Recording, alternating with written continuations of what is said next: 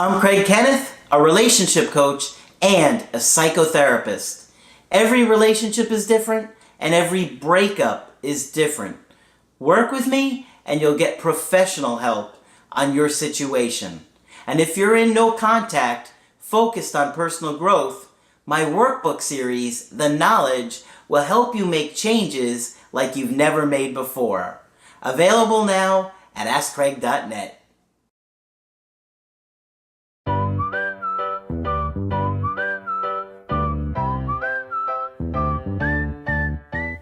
Hi there, I'm Coach Kenneth.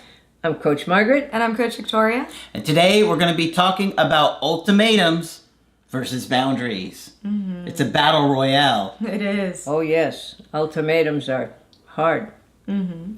So the reason why we thought we would cover this topic is just because the two can be confused very often. Yep. So this topic was actually inspired by a call that I had where the client was basically asking this exact question. Am I setting an ultimatum with my partner or am I setting a boundary with them? And what is the difference between the two?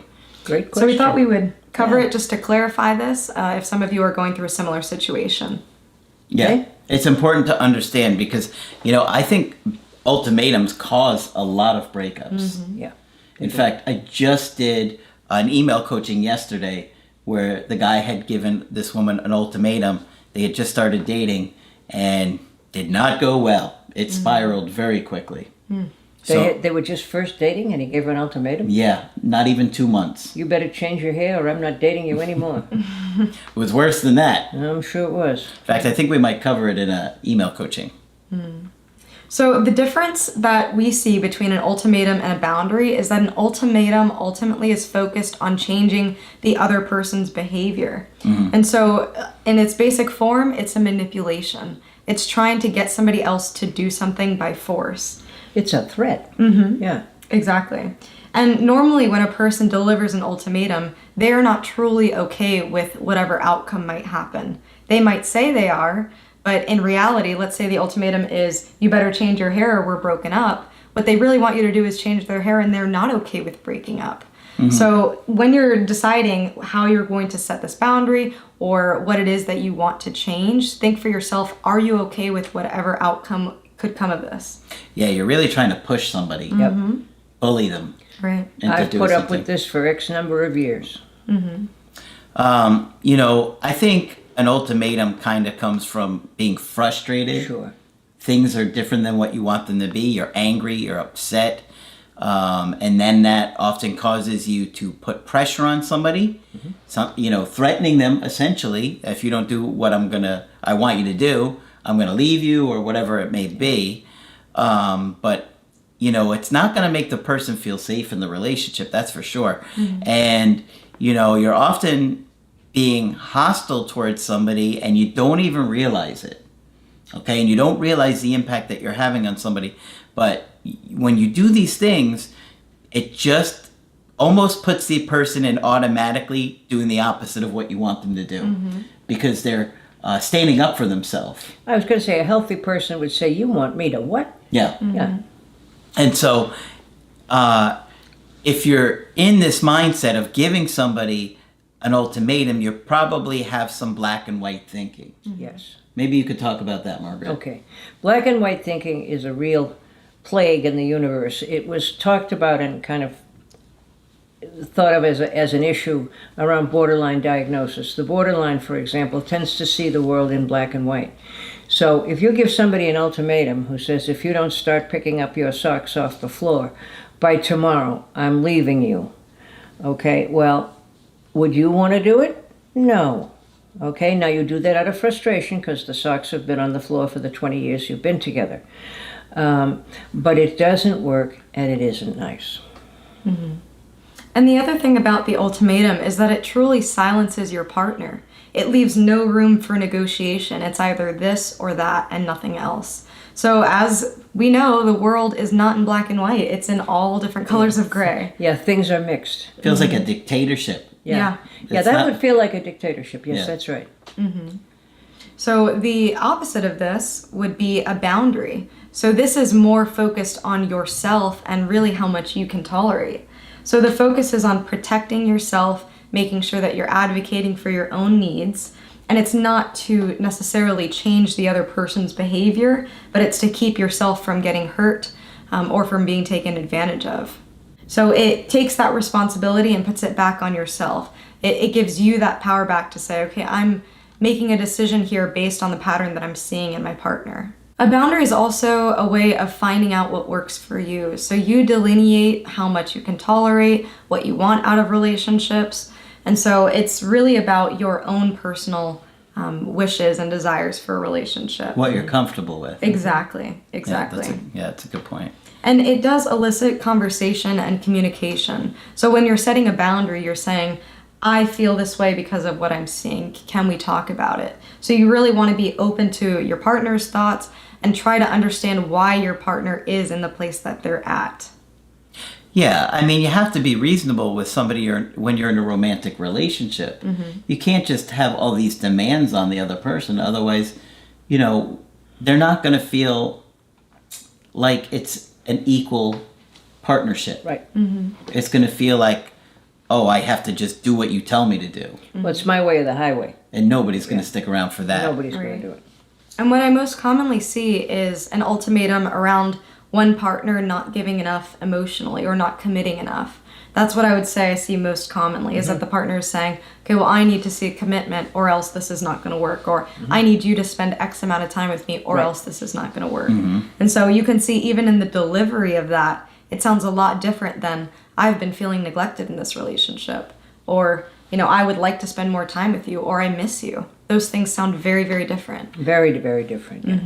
We thought that we would give you some examples of the differences between setting an ultimatum versus setting a boundary and how they sound like. So, Craig, do you have an example for us? Okay. Maybe somebody's putting pressure on you to escalate the relationship. Like, I want to get engaged. If we're not engaged or married by this time, I'm leaving. I'm done. Okay.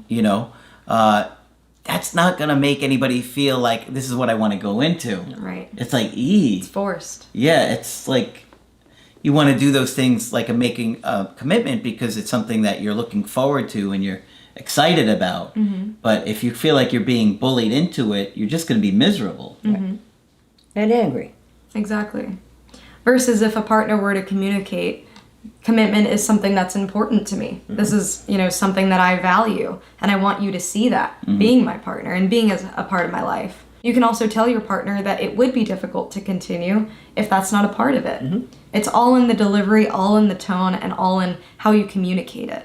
Yeah. Like if you said to somebody, the reason that I want to get married is, because I love you. I love where our commitment is going. I love our relationship. And I think that taking it to the next level would lead to a lot of wonderful things like having kids together or having a family. And that's important to me. And if it's not important to you to have kids and you see yourself going in a different direction in life, I understand, but I can't continue to stay in this.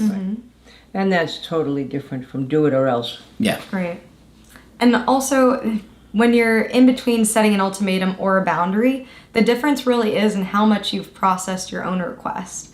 I find that when people are really frustrated, really angry, a lot of times an ultimatum sprouts out of that, out of frustration. Yes. Rather than somebody who's thought about, okay, why am I feeling this way? Right. And trying to understand yourself better. And then from that, you're better able to communicate what it is that you want, and you're more at peace with whatever decision comes next.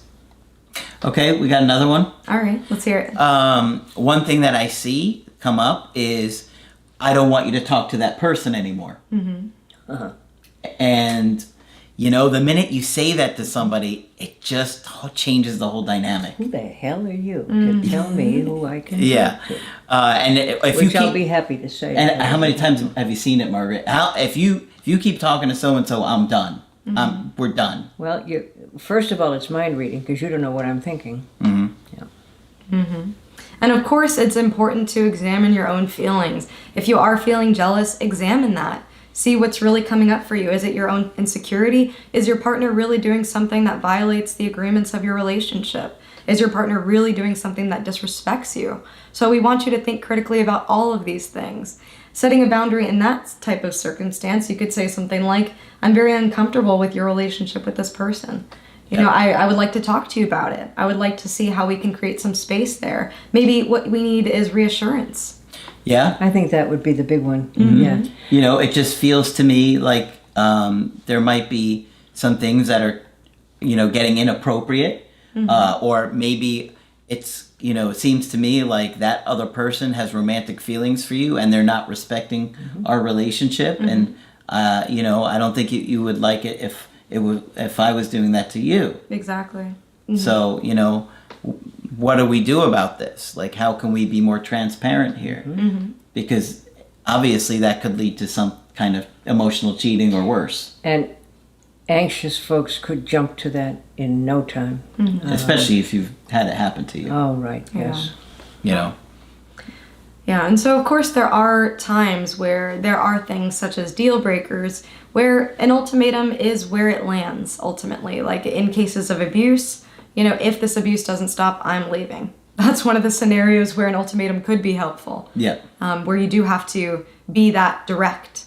But there are other times like the examples that we made, and you know, in your own situation you have to think about it. Is this a time where an ultimatum is necessary? Is this coming out of frustration?